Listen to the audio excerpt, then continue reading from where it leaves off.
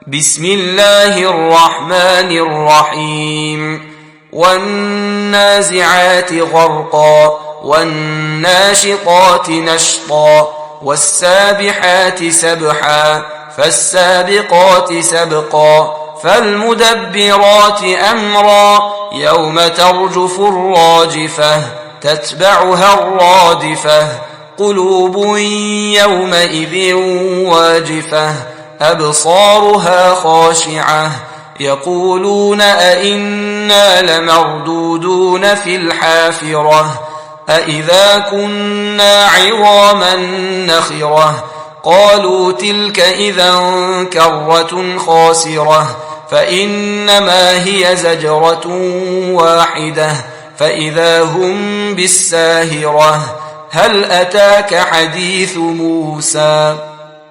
إذ ناداه ربه بالوادي المقدس طوى اذهب إلى فرعون إنه طغى فقل هل لك إلى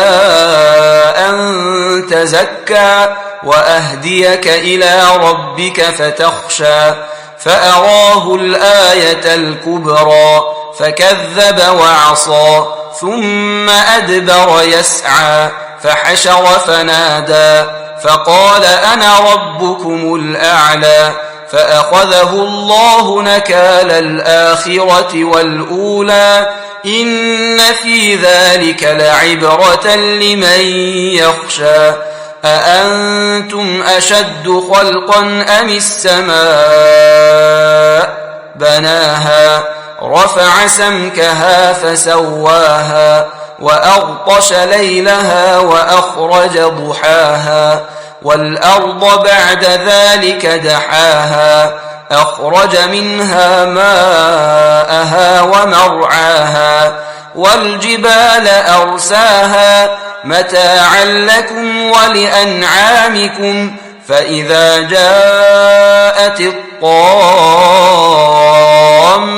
الكبرى يوم يتذكر الإنسان ما سعى وبرزت الجحيم لمن يرى فأما من طغى وآثر الحياة الدنيا فإن الجحيم هي المأوى وأما من خاف مقام ربه ونهى النفس عن الهوى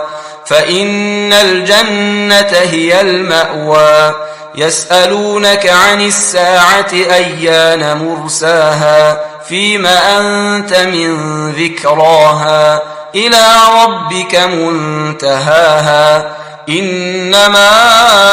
أنت منذر من يخشاها كأنهم يوم يرونها لم يلبثوا إلا عشية أو ضحاها